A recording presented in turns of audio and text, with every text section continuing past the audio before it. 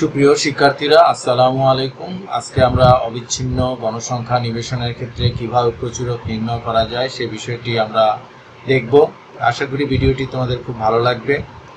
আর পাশাপাশি আমার চ্যানেলটি যদি সাবস্ক্রাইব না করা হয়ে থাকে সাবস্ক্রাইব করে নিবে এবং লাইক, কমেন্ট, শেয়ার প্রত্যাশা করছি। আমরা মূল আলোচনায় প্রবেশ করি।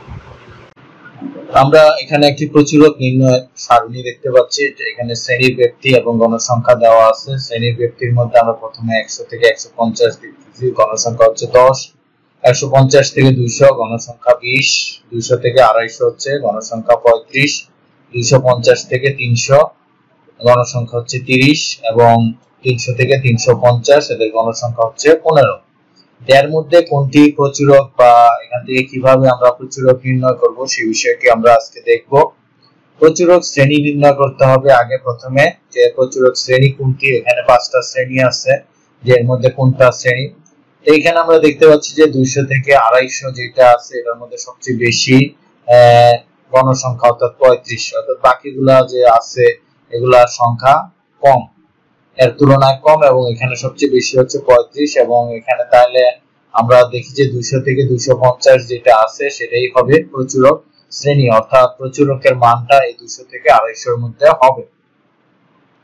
তো এখানে প্রচুরকের যে সূত্রটা আমরা দেখতে পাচ্ছি সেটা হচ্ছে যে L1 plus delta 1 divided by delta 1 by delta 1 plus delta 2 into L2 minus L1। এই হচ্ছে সূত্রটা, প্রচুরক নির্ণয়ের সূত্র।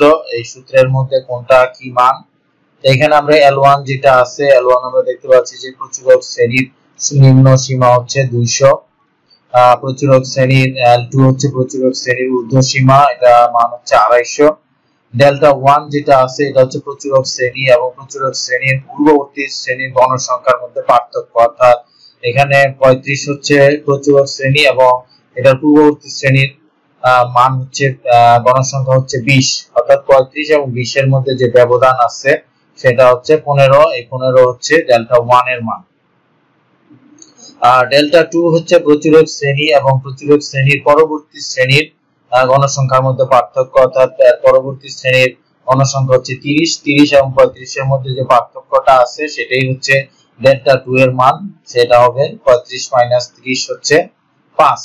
তাহলে আমরা এখানে L1 হচ্ছে 200, L2 হচ্ছে 250, L1 হচ্ছে 15, ডেল্টা 2 হচ্ছে 5। আমরা এই মানগুলা পেয়ে গেলে এখন আমরা এই সূত্রের মধ্যে মানগুলা বসালেই আমরা প্রচুরক পেয়ে যাব। তো এখানে প্রচুরকের মানগুলো আমরা দেখতে পাচ্ছি যে L1 হচ্ছে 200, L2 হচ্ছে 250, ডেল্টা 1 হচ্ছে 35 মাইনাস 20 15 এবং ডেল্টা 2 হচ্ছে 35 মাইনাস 30 ইকুয়াল টু 5। তাহলে আমরা এখন এই প্রচুরক যে সূত্রটা আমরা দেখতে পাচ্ছি, সূত্রের মধ্যে L1 এর মান হচ্ছে 200, ডেল্টা 1 হচ্ছে 15, ডেল্টা 1 প্লাস ডেল্টা 2, ডেল্টা 1 হচ্ছে 15, ডেল্টা 2 হচ্ছে 5 এবং L2 মাইনাস L2 হচ্ছে 250 এবং L1 হচ্ছে 200। তাহলে আমরা এই মানগুলো বসালাম। এই বসানোর পরে আমরা দেখতেছি যে এখানে 200 প্লাস 15 আর নিচে হচ্ছে 20 আসে, আর এখানে 250 থেকে 200 এর ব্যবধান হচ্ছে 50। তারপরে এখানে 15 ইনটু 50 যেটা আছে এটাকে 20 দিয়ে ভাগ করলে 37.5 আসে। তাহলে এটা টোটাল হবে 237.5। তাহলে প্রচুরক যেটা আছে সেই প্রচুরকটা 237.5 হবে, অর্থাৎ এটার মানটা আমরা যে শ্রেণীটা বলছিলাম যে 200 থেকে 250 যে শ্রেণীটা ছিল প্রচুরক শ্রেণী, সেই প্রচুরক শ্রেণীর মাঝখানে এই মানটা আসবে। যদি মাঝামাঝি এই মানটা আসে তাহলে আমাদের ক্যালকুলেশন ঠিক আছে। তাহলে আমরা প্রচুরক পেয়ে গেলাম যে এখানে যে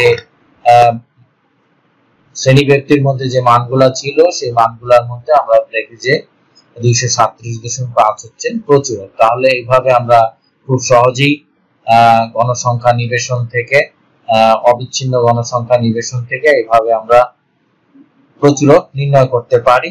আশা করি ভিডিওটি বা অঙ্কটা কিভাবে করতে হয় সেই বিষয়টা আমরা বুঝতে পেরেছি।